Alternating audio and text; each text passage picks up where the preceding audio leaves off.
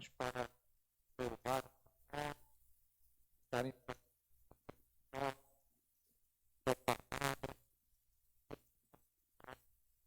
pela mesa. Você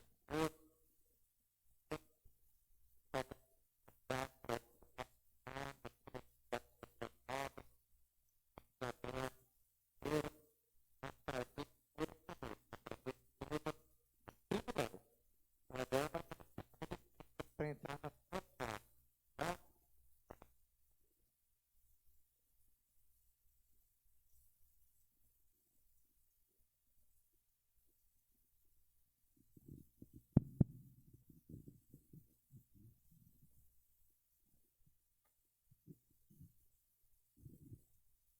som. Talvez você esteja aí tomando seu cafezinho ainda, não faça cerimônia, continue com seu café, mas focado aí no estudo da palavra. Pois bem, aqui em Boas Novas nós temos dado continuidade normalmente às reuniões, só que elas são feitas de maneira remota, virtualmente. Nos encontramos domingo, nesse mesmo horário.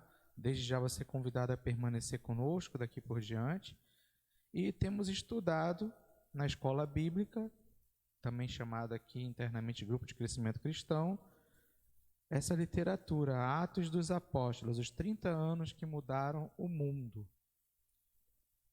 Baseado naturalmente, principalmente aí no livro de Atos. Hoje nós estamos entrando no livro de Atos 9.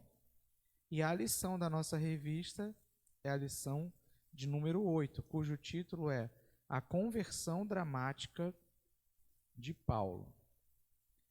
Então, temos visto aí que a igreja primitiva, essa igreja dos primeiros 30 anos, ela foi alicerçada num firme alicerce. A pedra angular ali, Cristo Jesus, a fé de que Jesus é o Messias, é o ungido de Deus, ele é o prometido, que veio a esse mundo, aqui andou, aqui pregou, aqui conviveu, sem pecar em momento algum. E foi ali, voluntariamente, para a cruz no Calvário, conforme o Pai objetivou que ele assim fizesse. Foi morto na cruz, pagou o preço pelos nossos pecados, os pecados de toda a humanidade. Desceu à sepultura, mas ao terceiro dia ressuscitou e vivo está. Essa fé moveu corações e mentes de homens, mulheres, os apóstolos e também os seus discípulos, portanto ali homens e mulheres, crianças, anciãos, a viverem uma urgência quanto à volta do Senhor. Então, inicialmente, essa igreja alicerçada nesse firme fundamento, que é a fé em Jesus, como único e suficiente Senhor e Salvador, vivia inicialmente, inclusive, ali numa comunhão de bens, de patrimônios, uns cuidando dos outros, se reunindo nos seus lares. E o Senhor acrescentava, dia após dia, a igreja ali em Jerusalém crescia. Vimos também que havia sim uma perseguição, e essa perseguição, com o tempo, ela foi aumentando. E aí vimos, caminhando mais rapidamente nessa história, uma vez que o prometido envio do Espírito Santo ali em Pentecostes aconteceu, os 120 que estavam inicialmente reunidos receberam o Espírito Santo do Senhor. Eles falavam cada qual em línguas de pessoas que estavam na cidade de naturalidades e nacionalidades distintas, e cada pessoa ouvia o que os discípulos diziam em suas próprias línguas. Homens comuns, como nós. E a partir dali, a proclamação da palavra ali, iniciada por Pedro, João, sempre colocava em primeiro lugar o sentido da vida à lei. A lei que Deus tinha dado a Moisés e a lei a qual os religiosos de plantão na época, representado ali pessoalmente pelo Sinédrio, dizia viver, dizia respeitar. No entanto, não viviam o espírito da lei, mas eram escravos da lei e escravizavam outras pessoas a partir da lei. Jesus não veio revogar a lei, ele veio trazer vida à lei. E os apóstolos, os discípulos, estavam exatamente nesse movimento de ensinar o firme fundamento e de cumprir o que o Senhor havia lhes dito antes de ascender ao Pai. Então receberam o Espírito Santo, estavam ali cheios de graça, cheios de Espírito Santo, e fazendo a diferença por onde andavam. Só que isso incomodava, trazia a ira e a inveja do Sinédrio. Vimos que nesse sentido Estevão, ali um dos 7, junto com Filipe, havia sido destacado, ambos haviam sido destacados para servirem como diáconos, né? O início ali do ministério do diaconato, na igreja de origem helenista, ou seja, aqueles de origem grego, falavam grego, e que inicialmente havia uma queixa ali de que as viúvas não estavam sendo cuidadas, como as de Jerusalém. Então Deus levantou os apóstolos, a liderança, colocando em seus corações o seguinte aspecto, que o papel deles, o dever deles era, sobretudo, levar a palavra adiante. E esses cuidados que não eram menos importantes, aliás, falar, pregar sem viver, sem praticar, não fazia sentido algum. E foi isso exatamente, dentre outras coisas, que Jesus veio nos ensinar. Mas eles precisavam levantar homens de boa reputação para fazer esse trabalho. E assim foi, exatamente com Estevão e com Filipe. Ambos também de origem helenista. Então, eles são descendentes dos judeus nascidos na época da diáspora. O que foi a diáspora? Foi quando Deus permitiu que o seu povo fosse espalhado por conta do pecado. A história da Bíblia o tempo todo é assim, diferente de outras fés que se ensinam por aí, como se os líderes fossem perfeitos, os homens fossem... Não. A palavra nos ensina que desde que Adão e Eva caíram lá no Éden, nós todos somos afastados de Deus porque somos pecadores, destituídos fomos da glória de Deus. Então, na história da Bíblia, sempre o povo de Deus caindo, se misturando com outros ídolos, com outras crenças, com idolatria, tirando Deus do centro das suas vidas.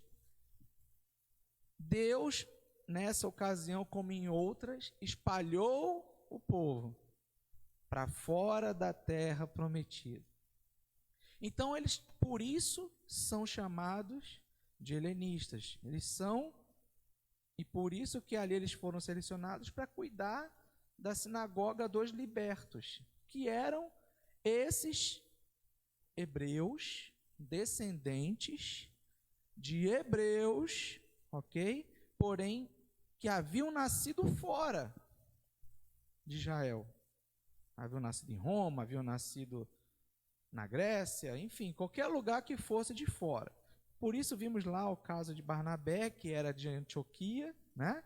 E que tinha, por exemplo, um imóvel fora, e que vendeu esse imóvel, mesmo ele sendo levita, ele não estava descumprindo a lei, porque levita não é para ter imóvel, em Israel, na terra prometida. De coração, movido pelo Espírito, ele havia feito uma doação daquele imóvel de fora e revertido o recurso para abençoar os seus irmãos ali em Jerusalém. Ao passo que também vimos, eu estou lembrando rapidamente os personagens relevantes que foram aqui tratados, ao passo que Áquila, Agora me deu um branco no nome dos dois, do casal lá. Um casal, Ananias e Safira. Ananias e Safira, que haviam vendido o seu patrimônio, mas haviam retido parte do recurso, porque eles queriam aparecer e estavam preocupados com o status. Queriam ser vistos como servos que ofertavam livremente, quando o Espírito da verdade veio e consumiu ambos, e ambos morreram ali diante dos apóstolos. Então, voltando ao ponto de que haviam hebreus descendentes, porém não nascidos ali na região de Israel.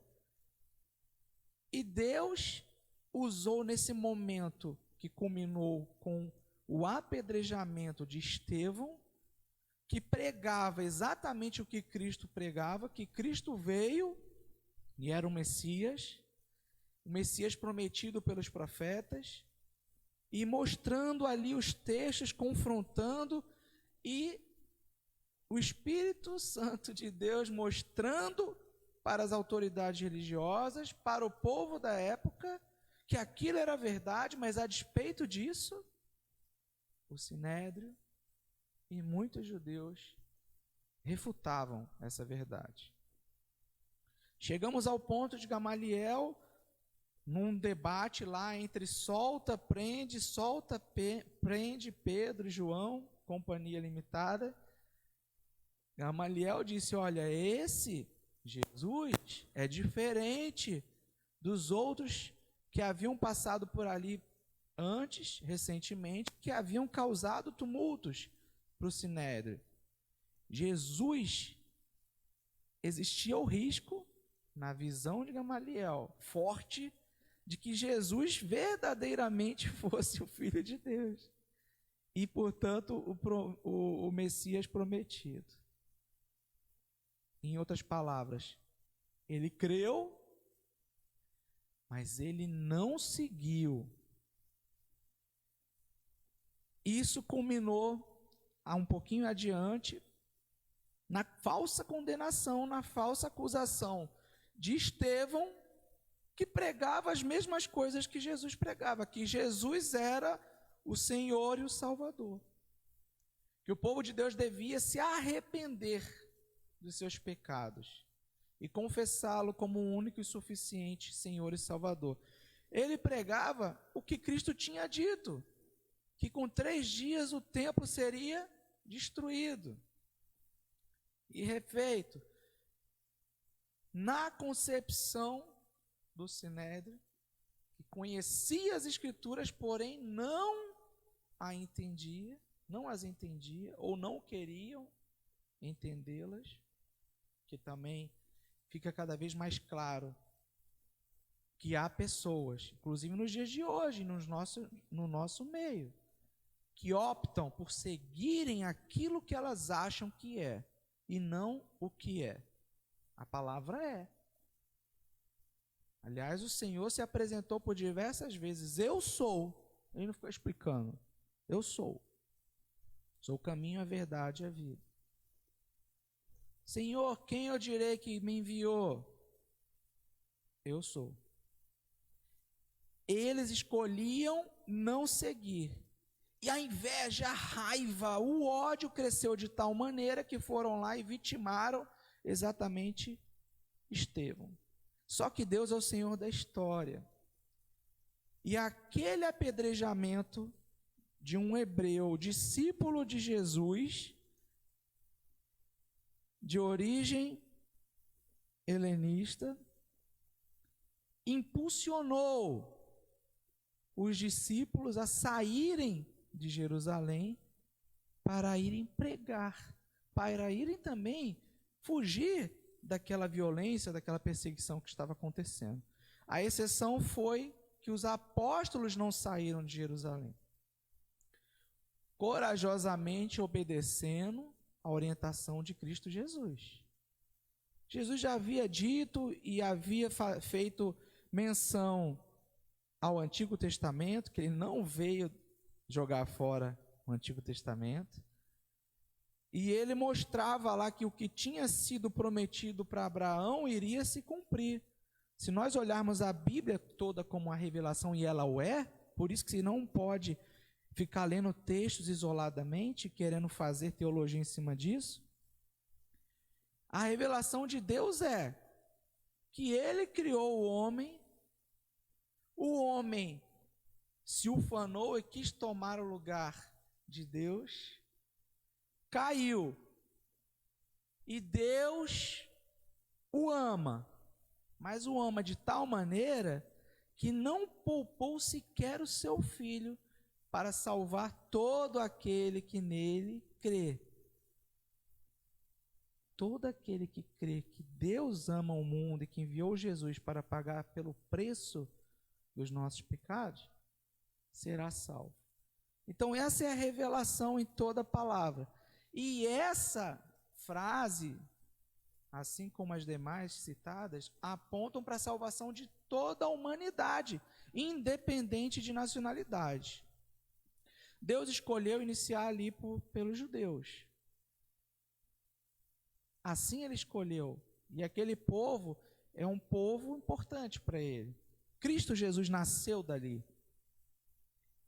E esse povo tem profecia também a respeito dele, de que ele voltará para o Senhor coletivamente. Ok? Então, essa era a verdade apregoada. Mas os religiosos de plantão, assim como hoje em dia, muitas pessoas que estão longe da ascendência hebreia, mas que escolhem viver padrões que o mundo oferece, e outros padrões que não o padrão de Deus. E outros dizem que creem em Jesus, mas também adoram e cultuam outros princípios e valores. Desde o Éden tem sido assim. Adão e Eva caiu, o homem sempre busca um plus, um algo mais. Deus não é suficiente. Bom, ele tinha um plano de salvação de toda a humanidade. E enquanto muita gente imaginava que a morte de Estevão silenciaria aqueles fanáticos cristãos, pelo contrário, Deus já estava preparando os que viriam depois de Estevão a exatamente levarem esse evangelho, essas boas novas de salvação. E começou ali, nós vimos por Samaria, não é assim? Com Filipe, um homem comum. Vimos que Filipe não era o apóstolo, um dos apóstolos, era Filipe, o evangelista, e que foi ali simplesmente cheio da graça e cheio do Espírito, pregando Jesus como Senhor e Salvador, e realizando prodígios, cumprindo o que Jesus havia ensinado. Onde ele passava, havia alegria. Da Samaria ele foi levado para o sul, arrebatado ali pelo Espírito Santo, e encontrou-se com o eunuco. O eunuco era o superintendente da tesouraria da rainha da Etiópia. E esse homem tinha ido a Jerusalém, naquela época onde era a tradição, os seguidores do judaísmo irem a Jerusalém para os festejos, para ouvirem a palavra, para guardarem um tempo ali de convivência nas sinagogas, etc. e tal. E no caminho de volta, um caminho onde não passava praticamente ninguém, era um deserto. Ele vinha lendo exatamente Isaías, que falava da vinda do Cordeiro. E ele não entendia, mas ele clamou, ele queria saber, ele tinha um coração sedento para entender os acontecimentos daqueles dias. Toda aquela loucura que estava acontecendo em Jerusalém. E aí, de repente, Filipe aparece exatamente como provedor da explicação de quem era que estava cumprindo aquela profecia. Então, a gente viu aí que essa igreja primitiva é uma igreja que está pronta para falar, para explicar, para viver. sem ficar questionando. No texto, em momento algum, Filipe ficou perguntando: eu vou, como vou, para onde eu vou? Nós vimos ali uma distância absurda, é só você olhar no mapa, a gente mostrou o mapa aqui, dá um Google, procura aí se informar, você que não teve acesso nos encontros anteriores. Depois ele foi levado para Azoto, né? E, aliás, passou ali por Cesareia, foi para Azoto. E o que importa é que o evangelho seguia crescendo, a igreja crescendo, a igreja de Cristo Jesus.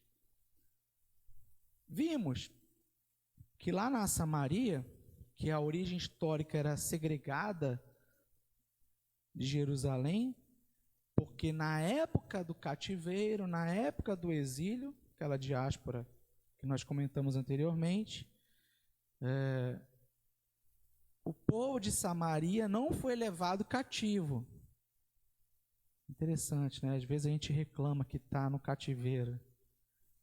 Mas Deus estava trabalhando nos corações dos hebreus que foram levados para o cativeiro. De forma que lá houve uma unidade maior no povo que foi levado para o cativeiro, mesmo sobre o governo de povos outros opressores. Mas Deus os preservou ali no meio da tormenta. Quando saíram de lá, eles saíram mais fortes, mais unidos, firmados na palavra. Os samaritanos haviam se misturado com os povos que cultuavam outros ídolos, outros deuses. Falamos aqui até rapidamente, né, que o porquê que Deus ali no Antigo Testamento dizia, e isso é um ensinamento válido para hoje, pense nisso. O porquê que o servo de Deus deve preferir se unir, se casar com outro servo, no caso, o homem casar com uma mulher serva de Deus e vice-versa. Porque os que eram de Samaria e que viveram ali, não foram levados para o exílio, começaram a se dar em casamento com mulheres de origem pagã. E aí, daqui a pouquinho, estavam lá cultuando, adorando várias outras alternativas de divindades, entre aspas, por assim dizer. E, portanto, tinha uma separação. Os judeus que estavam em Jerusalém, mesmo aqueles recém-convertidos a Cristo Jesus, tinham uma barreira. E essa barreira era recíproca. Tanto que, lá no Evangelho de João, nós mostramos que Jesus, quando foi ter com a mulher de Samaria, ele a encontrou, teve todo um cuidado de preservá-la, para que outros samaritanos também não vissem, não ficassem a julgando, porque não era algo bem visto para o hebreu de Jerusalém ter contato com aqueles pseudo-hebreus, na visão deles, não na minha. Mas Deus havia providenciado. Jesus não tinha dito para os apóstolos que chegaria o tempo, que ele enviaria o Espírito Santo, que aí eles iriam batizar, discipular pela Samaria, pela Judéia, até os confins da terra. Deus falou, está falado, não tem outra questão. Então nós vimos que chegamos aqui hoje. Aquele que era o maior perseguidor, Saulo, que inclusive votou lá no apedrejamento de Estevão, bem claramente, votou a favor. Ele pode não ter pego as pedras, não sabemos, para atirá-la, mas pela narrativa e pelo que se percebe, ele não levantou pedra alguma, mas ele ajudou pessoas a terem coragem de levantá-las. Esse caos, essa perseguição que iniciou ali em Jerusalém aos cristãos, as casas eram invadidas, homens e mulheres presos, muitos deles mortos. Abrindo parênteses aqui, nem criança e nem ancião era poupado, tá? A despeito desse caos, Deus tem um controle da história. Ele já tinha um plano de que discípulos pessoas como nós, a igreja de Jesus, vivesse aquilo em que praticasse. E assim foi com Filipe, assim foi com Estevão, e o evangelho começou a ganhar força. Vimos ali que, por exemplo, em Samaria, a igreja vinha crescendo, as pessoas criam porque Filipe pregava, as pessoas eram curadas, cegos enxergavam, coxos andavam, havia alegria. Mas o Espírito Santo ainda não estava ali derramado. Então, a liderança da igreja, Pedro, foi até lá para batizar, ok? Para impor as mãos, e o Espírito Santo que veio em Pentecostes, primeiro para Jerusalém. A autoridade, o selo da promessa estava sobre aqueles 120 inicialmente. Foi um episódio único, um momento, conforme as Escrituras profetizavam, e foi cumprido. E agora, essa autoridade precisava ser reconhecida lá entre os gentios, em Samaria, que não reconhecia os seus irmãos de DNA. Inclusive, não reconheciam a fé deles como uma única fé. E agora, Pedro, que como um judeu e temente a palavra, que seguia a palavra, Deus também queria trabalhar em seu coração. O entendimento de que o evangelho também era para a salvação dos que eram de fora, os gentios. Olha que coisa interessante, né? Deus levou Filipe, um homem simples como eu, como você, como seu vizinho, seu parente que está do seu lado aí, e foi lá e fez o que Jesus havia ensinado que deveria ser feito. Ele não era apóstolo. Deus faz com que Pedro vá até lá. O selo da promessa é derramado ali também entre os gentios, algo que já na cabeça dos judeus, mesmo os apóstolos, mesmo os discípulos lá de Jerusalém, da região, inicialmente não seria algo possível. Como assim? Se nós somos eleitos, Deus vem mostrar o que tinha ensinado lá para Abraão e que Paulo ignorava. Vimos que Paulo cria piamente, ele era fiel à lei. Mas ele havia negligenciado partes da lei. Uma delas é essa. Que a salvação era para todos, não era apenas exclusivamente para os judeus. Tanto é fato que essa autoridade agora aí do Espírito Santo ali através da liderança, ou seja, dos apóstolos, derramado, causou alegria na Samaria. E na volta fala que Pedro e João iam visitando as aldeias dos gentios, pregando Jesus, batizando, amém? E a igreja só fazia crescer. Às vezes nós temos nossos preconceitos, nossas dúvidas, nossas questões. Isso não é o problema é nós as guardarmos e não apresentarmos diante de Deus honestamente. Se nós assim fizermos, o Espírito Santo vai nos tirar toda e qualquer dúvida. Se há paz, é porque o Espírito Santo está nos controlando. Quanto não há essa paz, é porque nós queremos controlar o que deve ser controlado por Ele, o Espírito Santo. Então, Deus tinha um plano de salvação para os gentios. E esse plano começou e Ele usou um homem que temia a palavra, mas que estava a pretexto de temê-la e de amá-la, sem entendê-la profundamente, porque não era dirigido pelo Espírito de Deus, promovendo atrocidades, barbaridades. Capítulo 9 de Atos, verso 1, lemos aqui semana passada, mas voltemos ao texto. Saulo, respirando ainda ameaças e morte contra os discípulos do Senhor, dirigiu-se ao sumo sacerdote e lhe pediu cartas, para a sinagoga de Damasco, a fim de que, caso achasse alguns que eram do caminho, tanto homens como mulheres, os levasse para Jerusalém presos. Enquanto seguia pelo caminho, ao aproximar-se de Damasco, subitamente uma luz do céu brilhou ao seu redor. Ele caiu por terra, ouviu uma voz que lhe dizia: Saulo, Saulo, por que você me persegue? Ele perguntou: quem é o Senhor? Pausa. Observem que quem é o Senhor está com letra minúscula. Ele está perguntando como que encontra um homem na rua, quem é aquela pessoa, ok?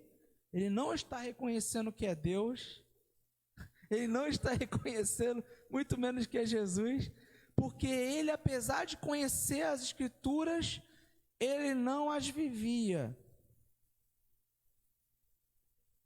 tendo por centro Deus. Quem é o Senhor? E a resposta foi: eu sou Jesus a quem você persegue. Mas levante-se e entre na cidade, onde lhe pedirão o que você deve fazer. Então aquele homem que tinha cheiro de morte, como eu aqui disse, ele vivia para aquilo. Se nesse aspecto aqui, que ele só respirava aquilo, era danoso para os cristãos, ele tinha algo que a gente pode dizer que é positivo. Ele vivia pela fé que ele tinha. Logo ele, Saulo, de onde? De Tarso.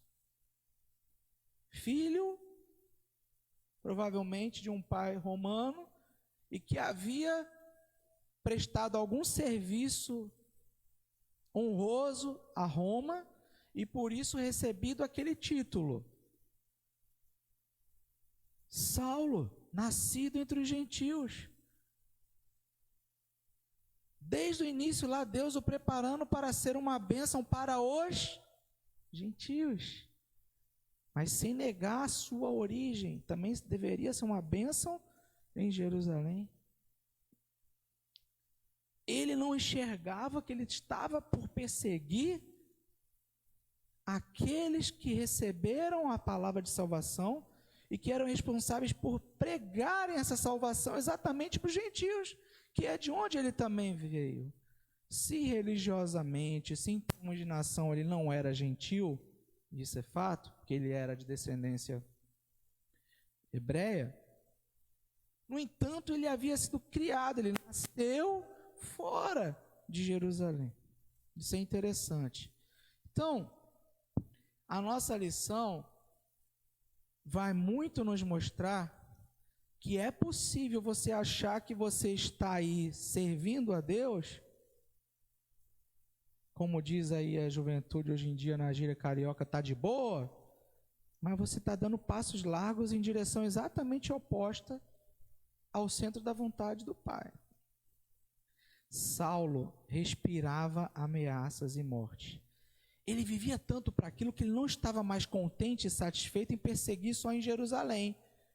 Ele foi voluntariamente pedir cartas para as sinagogas de Damasco. Ele queria sair dali, da jurisdição. Quem gosta de filme policial entende bem isso. Um delegado, um xerife não atua no distrito do outro, onde tem uma outra delegacia. Então você tem as jurisdições. Isso também, tá? Se você não sabe, funciona aí no mundo espiritual. Mas esse é assunto para um outro dia.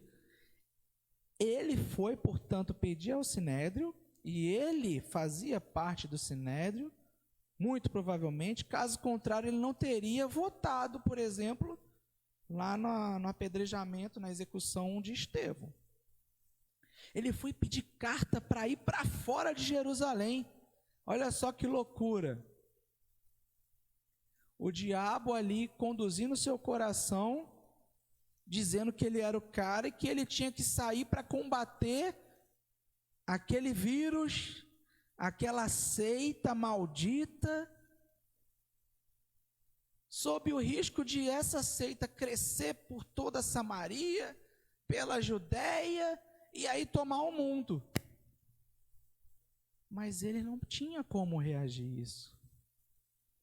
E aí, Deus, que tinha um plano também para a sua vida, vai encontrá-lo. Se nós temos um coração que busca a Deus, ainda que estejamos em pecado, errados, mas que Deus, sondando os nossos corações, Ele percebe que há um anseio, Ele vem até nós, e assim Jesus fez. O cara tinha saído cheio de cartas, cheio de autorização para trazer mais um monte de morte nas costas. Ele respirava aquilo, e ele fazia sem remorso. Sem remorso. E ele tem esse encontro aí, exatamente nessa estrada, no caminho para Damasco. Ele, em seu coração, talvez tivesse alguma dívida. Ele, eu digo Saulo. Saulo, nós vimos que o nome Saulo deriva de Saul, né?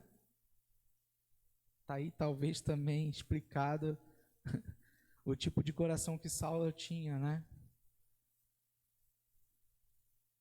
Saulo, talvez em seu íntimo, achava que tinha um dever com Damasco, com Tarso, com a região de onde ele havia vindo, ok? De protegê-los, entre aspas, daquela seita maldita que dizia e pregava que era possível ressurreição, que era possível destruir, que se devia destruir o templo de Jerusalém. Tudo abominação para ele. Mas, lá no íntimo, lá no fundo, Deus enxergava algo naquele homem e foi encontrar com ele. Bom, passada essa introdução, gostaria também de lembrar aqui que a gente tem feito estudo normalmente em 2 domingos, até porque tem sempre gente nova chegando na sala, a gente precisa fazer aquela volta para a introdução, para a contextualização, e a gente não está com pressa. Tem alguém com pressa aí? Né? Então, assim, nós precisamos que vocês se dediquem sim na leitura do texto, principalmente a Bíblia. Hoje estamos estudando o capítulo 9, próximo domingo também. Eu preciso que vocês leiam o texto, para que o Espírito Santo vá falando aos seus corações, amém? E para que vocês também vão fazendo suas anotações e, à medida que a gente vai avançando, esclarecendo as dúvidas. Ainda assim, se tiver dúvida, procura a igreja, manda mensagem, posta aí para a gente vai tentar buscar sob a direção do Espírito. Então, Saulo, cujo nome aramaico na comunidade judaica em Jerusalém era assim conhecido, para Roma, ou seja, lá para os gentios, o nome seria reconhecido como Paulo. Ele está presente aí nos livros de teologia, mas também na filosofia. Paulo é reputado como um dos homens mais inteligentes da história da humanidade. Para alguns é até o mais inteligente. Há controvérsias, né? Alguns dizem que foi Salomão, outros dizem que foi Saulo, outros que não vão aí trazer nomes mais contemporâneos, mas enfim, ele está ali naquele hall, tá? Dos mais inteligentes.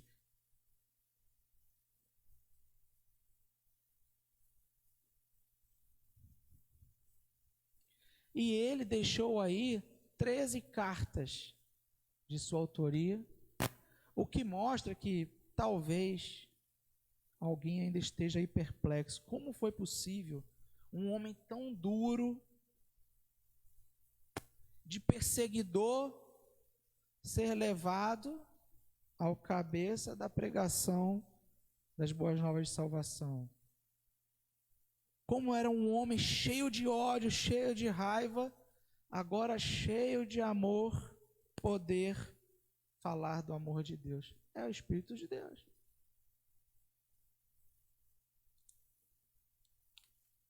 É o poder transformador do Evangelho.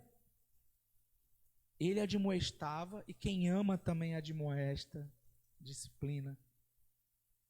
Se você que é pai faz isso em alguns momentos, por que o nosso Pai que está nos céus não vai fazer isso conosco? Então esse homem deixou um legado tremendo aí. Alguns o chamam de o apóstolo dos gentios. Pedro seria o apóstolo dos hebreus. Mas por mais que alguém possa imaginar que existia rivalidade, não existia. Na cabeça deles, Deus foi trabalhando, inclusive para Pedro, e Pedro chegou ao ponto de entender que a salvação era também para aqueles que não eram de Jerusalém, tanto que ele pregou, pessoas foram salvas com as palavras ali, não de Pedro, mas do Senhor através da boca de Pedro. E se a gente pode dizer que o fundador ali, o que liderou primeiro a igreja e a relevância do papel dele foi Pedro, também a gente pode dizer que Paulo também foi, assim como Pedro, um fundador, um precursor, né, da igreja dos gentios. Mas ambos alicerçados na fé de que Cristo Jesus é o único e suficiente Senhor e Salvador. Fora de Jesus não existe nada, não há nada.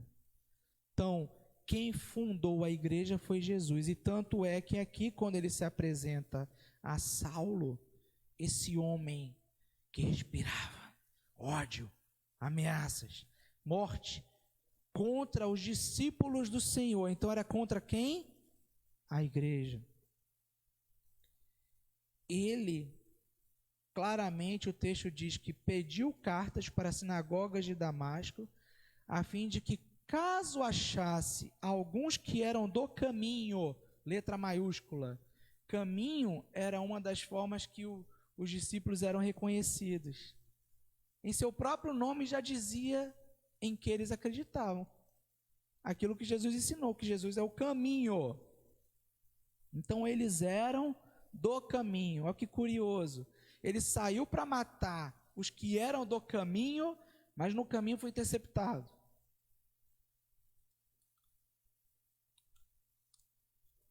Foi interceptado. E aí, ele vendo aquela luz, ouve uma voz. Os que estavam com ele na viagem ouviam o som, viam a luz, mas não identificavam o que era falado. Ou seja, a mensagem era pessoal para Saulo. Papo reto de Jesus com Saulo. E aí Jesus pergunta exatamente o quê? O que está escrito aí no seu texto? Saulo, Saulo, por que você me persegue? Qual é a resposta de Saulo? Ele perguntou, quem é o Senhor? Ele não sabia. E tão pouco Jesus tinha dito que era Jesus. Voltando para o início do capítulo, ele saiu pedindo autorização para ir contra quem? Lê na sua palavra aí. Os discípulos do Senhor, ou seja, ele ia contra a igreja de Jesus. Então Jesus tem uma identidade total com a igreja. E tem gente hoje em dia que ainda prega contra a igreja, né? Que diz que igreja é um organismo humano. O dono da igreja Jesus foi ele quem a criou, foi ele quem a fundou, num firme alicerce de que ele é o caminho, a verdade e a vida. Senão Jesus teria logo dito, por que você persegue a mim, Jesus de Nazaré?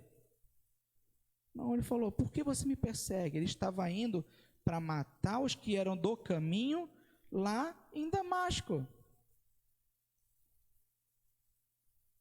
Saulo conhecia as escrituras, conhecia as profecias, conhecia as leis e olha, ele fazia de tudo para cumpri-las. Mas era falha, era homem, era pecador. E as paixões que haviam tomado conta do seu coração o cegavam. Saulo já estava cego antes mesmo de encontrar essa luz aqui. Esse é o detalhe. Será que nós não estamos cegos nos dias de hoje? Cheios de outras paixões? Em vez de estarmos no caminho, e aí o Senhor quer nos encontrar?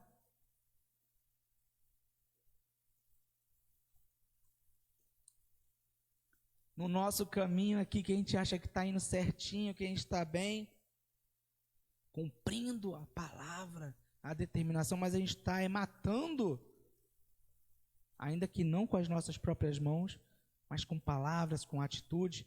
Vejam bem, ele perguntou quem é o Senhor, como quem saúda um homem ou uma mulher que está passando no caminho, na estrada, no elevador, no hall do prédio, na rua.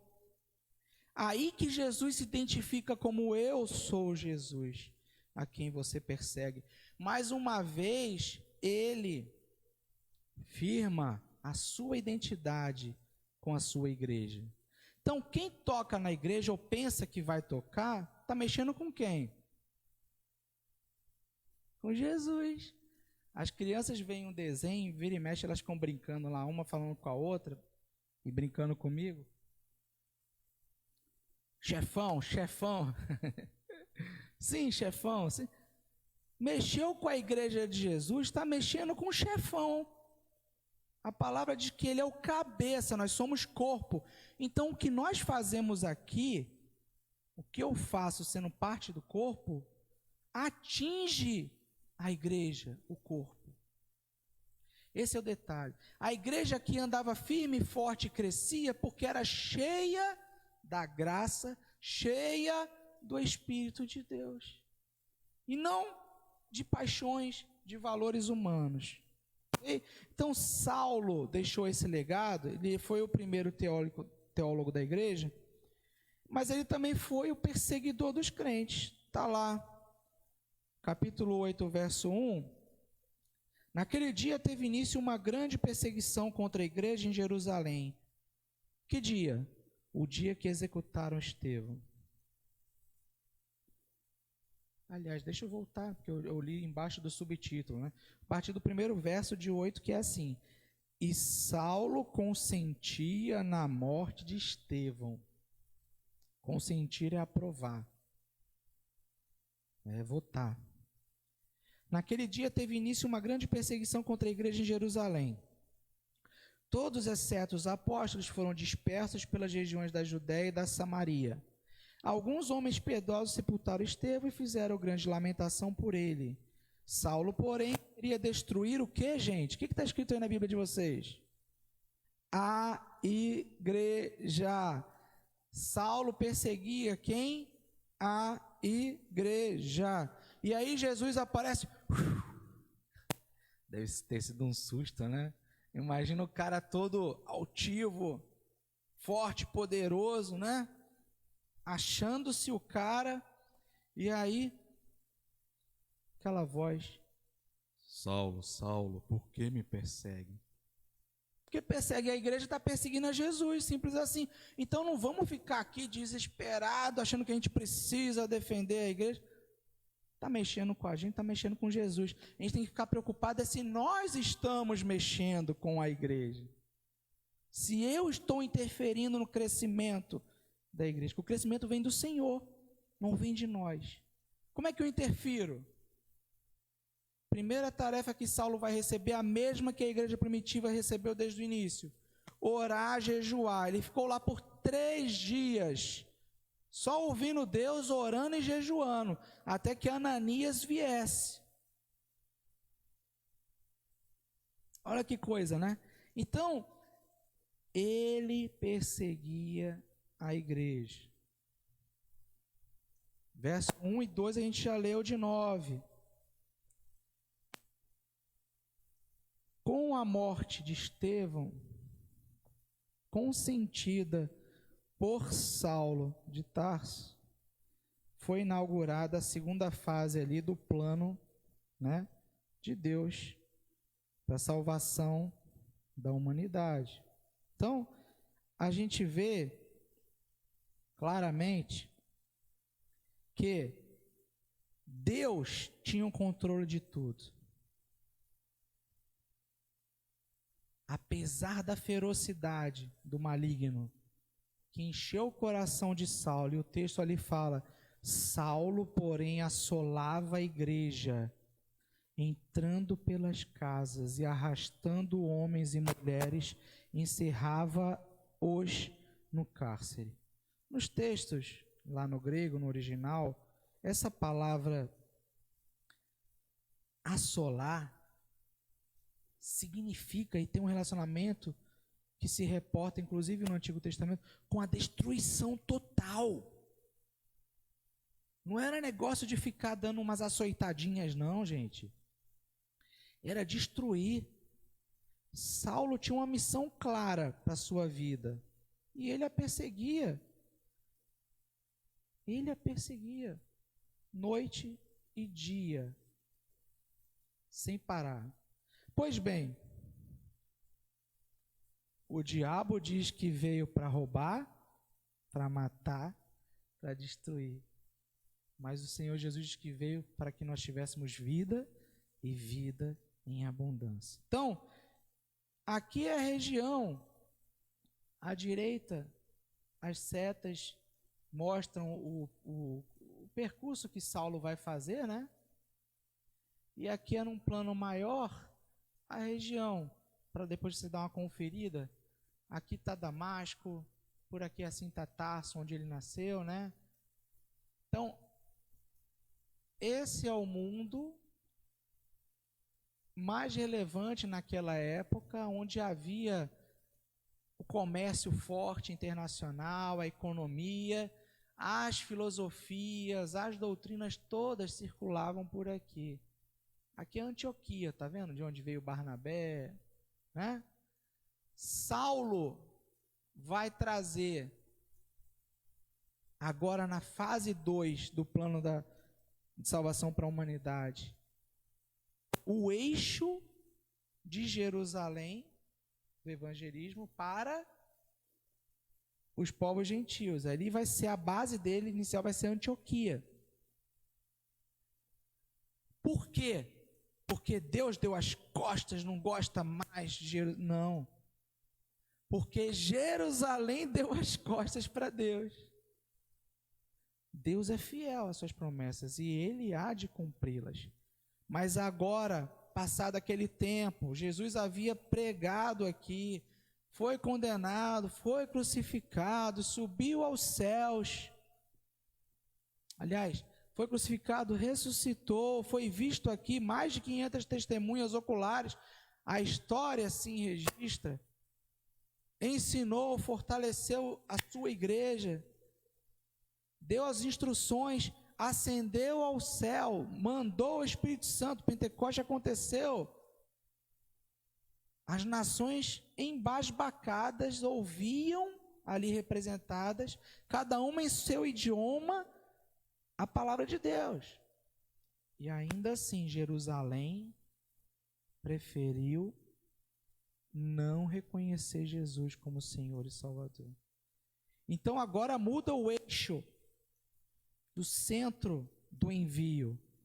Porém, Deus tem propósito para Jerusalém. É sempre bom reforçar isso, gente, porque tem gente que ensina e tem gente que lê e acha que nós somos aqueles que vieram dos gentios, a igreja verdadeira, a Jerusalém verdadeira.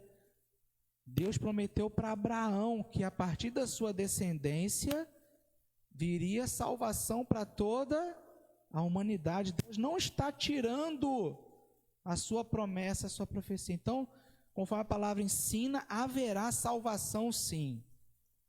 E aí no final desse capítulo 9, começa a falar também um pouquinho de Pedro, para mostrar, após essa narrativa da história de Saulo, da sua conversão, que é algo relevante, importante, tremendo, que Pedro permanecia sendo proeminente, porque logo na sequência, Pedro também sai, ok?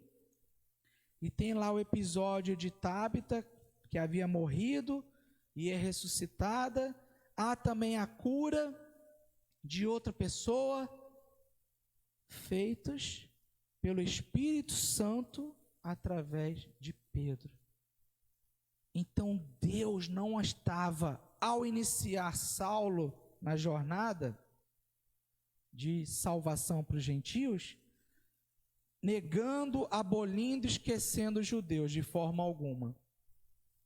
Tanto que ali no final do capítulo 9, depois a gente vai olhar isso quando for estudar Pedro, na lição 9 da nossa revista, que Deus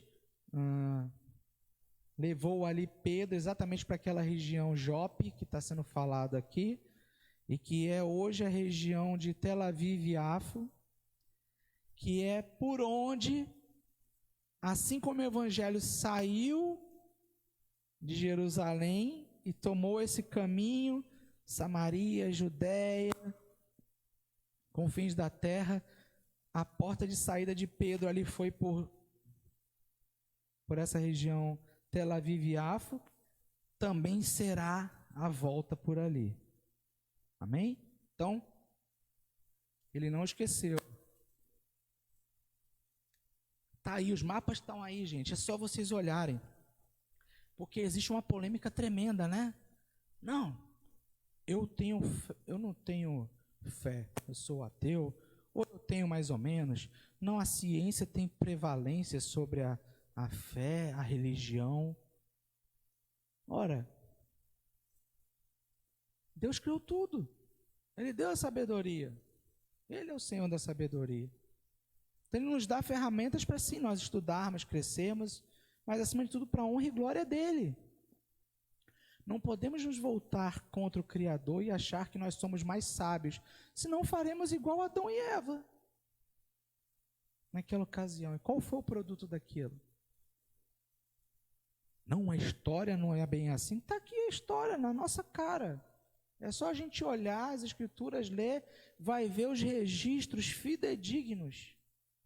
Ainda que não precisemos disso para ter nossa fé. Quem precisa ficar indo atrás de fato, olhando fato o tempo todo, é aqueles que dizem que a ciência está acima de todas as coisas. Porque quem tem uma fé convicta, crê e não anda por aquilo que vê. Amém? Então está lá, está registrado na história, dá um confere. Essa é uma foto de Damasco vista à noite. Damasco é a maior cidade habitada, ou está entre as maiores cidades históricas habitadas no mundo, na história da humanidade, tá? Há quem aí calcule que tenha mais de 10 mil anos essa cidade. Então, está ali, ela existe hoje, é capital da Síria. Tem profecia para a Síria também, é só a gente estar atento que a gente vai vendo o que está acontecendo, né? Mas a Síria existia naquela época. Está aí, ó. Saulo estava indo exatamente para Damasco. Aqui é uma foto de Damasco vista de dia. Aqui é exatamente ali na fronteira, tá? Por onde Saulo passou, porque ele vinha a pé. Alguns dizem que é cerca de 217 quilômetros, outros 240. Não sei se tem alguma montanha no meio do caminho aí, mas essas mensurações são relativas. É sempre bom a gente dizer, né? Porque se você botar no Google, ele vai te dar a distância em quilômetro, mas tem relevo no percurso, né?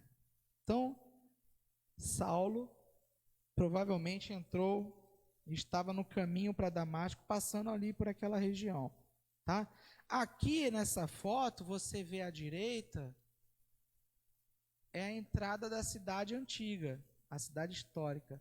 Essa foto aqui é de 2012, 2011, mas nós sabemos que, infelizmente, tem tido uma guerra que começou como um conflito interno político, né? Lá em Damasco, a partir dos anos 2010.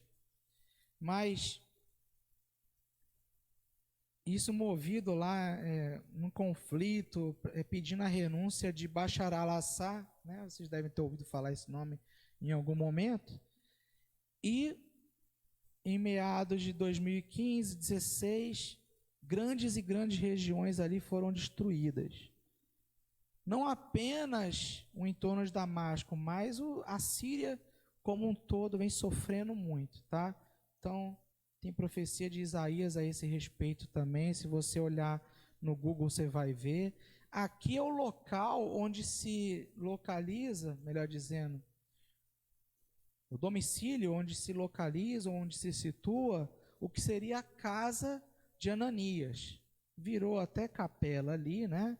Mas era uma casa numa gruta, tá? Então, Ananias, discípulo, não sabemos exatamente como, mas que vivia ali em Damasco e que já era discípulo de Cristo. Ele não tinha vindo de Jerusalém fugindo, mas provavelmente ele tivesse passado ali em Jerusalém no dia de Pentecostes, porque existia essa tradição dos festejos, das celebrações, né? De os judeus todos, aqueles que estavam espalhados fora de Jerusalém, se reunirem em Jerusalém. Talvez ele presenciou ali o derramado Espírito, ou alguém que foi compartilhou com ele. Então vejam vocês que mesmo diante da incredulidade de muitos, já havia crente lá em Damasco, antes do evangelho chegar com esse propósito de ser proclamado. Então Ananias, né? E o texto continua, essa é aquela que representa a sua casa, que o Senhor Jesus falou para Saulo, no verso 6, mas levanta-se e entra na cidade, onde lhe dirão o que você deve fazer. Ele não falou mais nada. Imagina Saulo, todo aquele cara todo intelectual, cheio de perguntas. Jesus não se preocupou em ficar dizendo tudo ali, não. E aqui, o que é a mensagem desse estudo também, é que onde há coração convertido, há mudança. Saulo, ao ouvir a resposta de quem é o Senhor, ele não perguntou mais nada. Jesus disse: eu sou Jesus a quem você persegue, mas levante-se e entre na cidade onde dirão o que você deve fazer. Tem alguma pergunta de Saulo adicional aí? Você achou na sua Bíblia? Não, né? Então a conversão, Deus já agindo em seu coração, o calou. Quantas vezes a gente fica perguntando e trazendo um monte de ideia, querendo explicar com as nossas palavras o que Deus já explicou. Queremos dar as nossas interpretações. Os homens que viajavam com Saulo pararam emudecidos, ouvindo a voz, mas não vendo ninguém. Então Saulo se levantou do chão e, abrindo os olhos, nada podia ver. E guiando-o pela mão, levaram-no para Damasco. Esteve 3 dias sem ver, durante os quais, o que, meu querido, minha querida? Eu quero ouvir sua vozinha aí. Nada comeu e nem bebeu. Né? Por 3 dias. Havia em Damasco um discípulo chamado Ananias, na continuação do texto. O Senhor lhe apareceu numa visão e disse: Ananias. Ao que ele respondeu: eis-me aqui, Senhor. Notem que eis-me aqui, Senhor, o Senhor está com letra maiúscula. De pronto ele pulou e falou, igual Samuel lá quando Deus estava chamando, né? E aí o profeta ensinou para Samuel, né? Diga: eis-me aqui, Senhor. Isaías também falou assim, né? Então o Senhor lhe disse: levante-se e vá à rua que se chama Direita. E na casa de Judas, procure um homem de Tarso chamado Saulo. Então, quando Saulo chegou em Damasco, ele foi abrigado na casa de outro crente. Judas. Mais uma testemunha de Jesus ali em Damasco, e que não tinha ido para Jerusalém, não tinha sido discipulado em Jerusalém. Olha que coisa incrível. O Senhor ama todos, Ele não faz acepção de pessoas. Entendeu?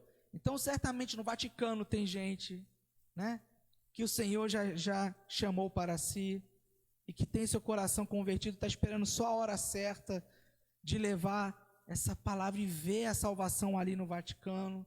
E por aí vai. Vamos sair das nossas barreiras.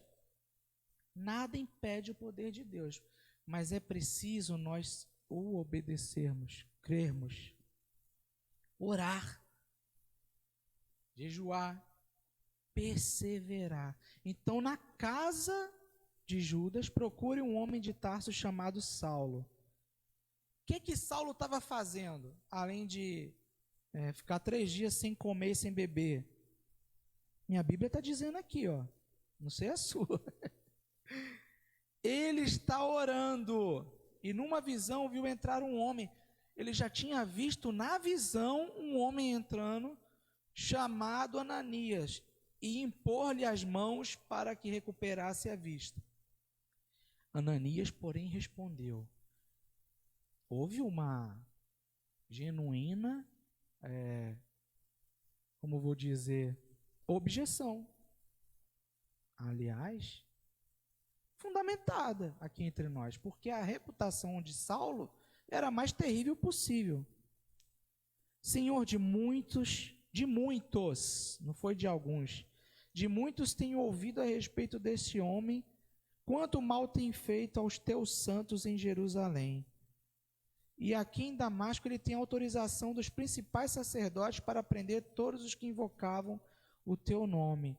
Então ele já tinha recebido também com aquelas cartas que a sinagoga lá do Sinédrio em Jerusalém tinha autorizado, a autorização de Damasco para matar, para prender. E os cristãos que estavam ali já tinham ouvido essa história também. Então, com honestidade, e é isso que é o importante, Ananias apresentou ao Senhor sua preocupação. A autorização dos principais sacerdotes para prender todos os que invocam o teu nome. O nome de quem? O nome de Jesus. Então Ananias estava falando com quem? Com Jesus. Ao contrário de Saulo no caminho, que não sabia com quem ele estava falando, Ananias sabia, porque Jesus se revela para aqueles que o conhecem. Por isso que a palavra fala que o caminho é estreito. Quem anda no caminho estreito, conhece Jesus. Sabe quando ele está agindo. Mas o Senhor disse a Ananias, vá, porque este é para mim um instrumento escolhido.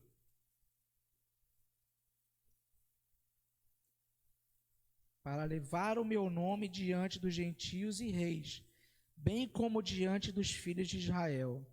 Percebem?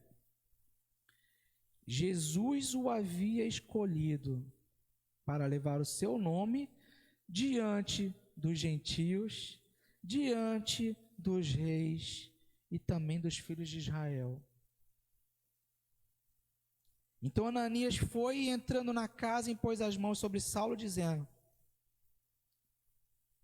Saulo, irmão, Ananias não estava mais questionando, Jesus falou, está falado. Saulo, irmão, o Senhor Jesus que apareceu a você no caminho para cá, me enviou para que você volte a ver e fique cheio do Espírito Santo. Imediatamente caíram dos olhos de Saulo umas coisas parecidas com escamas, e ele voltou a ver. A seguir levantou-se e foi batizado, depois de comer, sentiu-se fortalecido. Ele ficou uns dias ali em Damasco com os discípulos e já começou a proclamar Jesus. Todos os que ouviam Saulo, o texto a seguir fala, estavam atônitos e diziam, não é este o que exterminava? Ele era o exterminador do futuro. E agora ele passou a ser o grande pregador. Ele nem sabia muito bem como fazia, mas a eloquência, a sabedoria, firmada nas Escrituras, porque as Escrituras ele conhecia. Podia ignorar parte delas para o seu próprio benefício, quando não ainda tinha encontrado com Cristo Jesus. Mas agora é muito mais fácil Deus falar através de alguém que já conhece a sua palavra do que alguém que precisa partir do zero. Então o Espírito já ia usando Saulo ali para ir pregando. E ele vivia esse sentido de urgência. Pois bem, a gente vai ver isso na semana que vem, mas essa é a rua direita. Existe lá em Damasco, pesquisa no Google, você vai ver a imagem, as construções, são exatamente as construções da época lá, tá? Então, a rua direita existe aquela casa que dizem que é a própria casa, mas ainda que não seja, sabe como é que é, né? Historiador. Mas a história faz questão de mostrar um símbolo hoje que comprova aquilo que está nas Escrituras. Então, tem aqui um videozinho de 2 segundos, não precisa nem de som, é só a imagem. Em movimento, uma turista que gravou andando ali na rua direita. Olha a arquitetura, você vai ver aí que em cima das rochas da época tem algumas coisas novas construídas. É habitado, tem comércio, tem tudo aí. Olha a roupa que o pessoal usa. A Síria tem maioria muçulmana, tá? Então, o evangelho foi plantado lá em Damasco, não foi à toa, né? Tem muitos que são, sim, salvos lá para a honra e glória do Senhor. Mas, amados, nós vamos fazer uma pausa por aqui hoje, ok? Aqui é mais uma foto aí, num panorama maior da entrada da cidade histórica, tá? E na próxima semana a gente vai entrar com mais detalhamento aí sobre esse evento da conversão de Saulo, que saiu com a missão de destruir o caminho, mas no caminho o Saulo cruel foi destruído pelo poder da transformação em Cristo Jesus. Amém? Vamos orar conosco? Pai querido, Pai amado, obrigado por mais um dia, obrigado, Senhor, pela Tua palavra que é viva e eficaz e atinge os corações. Ó Deus, que nós passemos por esse estudo, não neutros, Pai, mas verdadeiramente sedentos de aprender mais de Ti e de sermos impactados.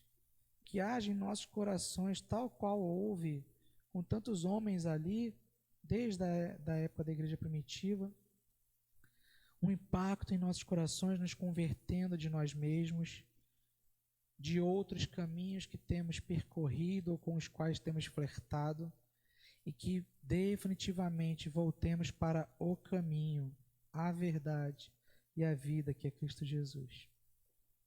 Ó Deus, o Senhor tem propósitos e quer ter um encontro pessoal com cada um de nós. Isso é fato. O Senhor vai encontrar com Saulo.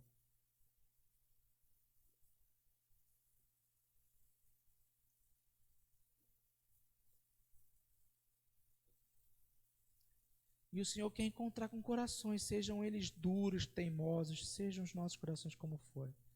Ó Deus, em nome de Jesus, que o Teu Santo Espírito vá convencendo, vá sondando os pensamentos, as decisões, também do Seu povo. Que nós possamos tomar nosso lugar na trincheira, que é o de servir, que é o de amar, não ter acepção. Que possamos ter corações também livres, como Ananias, como Judas, que receberam ali, ó Deus, humildemente, um novo irmão, e não ficaram olhando para a antiga condição daquele irmão, mas com amor oraram por ele, o batizaram, o discipularam e o acompanharam a partir dali. Ó Deus, que homens e mulheres nesta hora sejam também impactados. Que não passemos alheios a isso, não nos cabe questionar. Se Deus chamou Saulo e o usou, quem somos nós para julgar quem quer que seja? Então, que a Tua palavra seja guardada em nossos corações, mas que também saia dos nossos corações para abençoar vidas tão carentes e que precisam do Senhor. Tua palavra jamais passará, embora muitas coisas passem na história da humanidade, a Tua palavra jamais passará. Tuas profecias têm sido cumpridas dia a dia. Que haja um despertar em nossos corações, nos corações de toda a humanidade, porque o Senhor não quer que ninguém se perca. Mas, ó Deus, assim como o Senhor nos amou e deu Jesus para que fôssemos salvos, tivéssemos a certeza de estarmos no caminho da salvação, o Senhor também cumprirá a sua justiça. Ai de nós, se tivermos que passar pelo julgamento do Senhor. Ó Deus, que haja salvação nos lares que nos acompanham, os amigos que foram convidados, que eles, ó Pai, não por aquilo que foi ouvido de palavras humanas ou por sentimentos que suas almas possam estar tendo nessa hora, mas que pela Tua palavra, pelo sopro do Espírito Santo, sejam convertidos para a Tua honra e glória, Senhor. Que haja salvação e que nos lares daqueles que já conhecem o caminho, já se decidiram a andar no caminho, mas seja qual for a circunstância, tem se desviado do caminho, ou procurado também outros caminhos paralelos, para de vez em quando percorrer, que haja mudança de rumo nas nossas vidas. Como houve com Saulo, que mudou de uma vez para outra. Sim, isso é possível, pelo poder do Espírito Santo que habita em nós, não por nós mesmos. Guarda-nos nesse dia, que possamos estar agora em continuidade, cultuando o teu nome, que está sobre todo o nome, te adorando, te obedecendo e ouvindo a tua voz, como Saulo ali ouviu. Que assim seja. Nós oramos com perdão dos nossos pecados. Em nome de Jesus. Amém, amém. Deus te abençoe. Um ótimo domingo na presença do Senhor. E vamos seguir juntos aí na proclamação de boas novas. Amém? Boas novas nós temos para você e para o seu coração. Deus abençoe. Tchau, tchau.